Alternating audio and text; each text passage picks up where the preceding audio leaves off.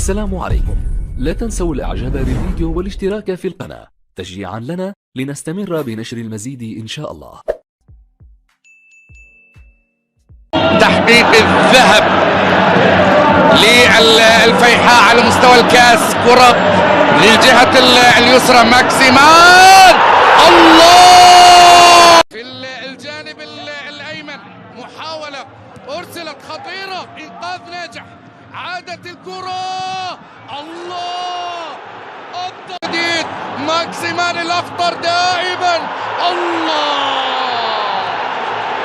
التركي غياب منذ الجولة الرابعة. الآن الله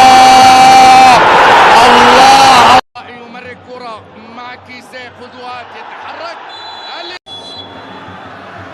Mares czy Stojković.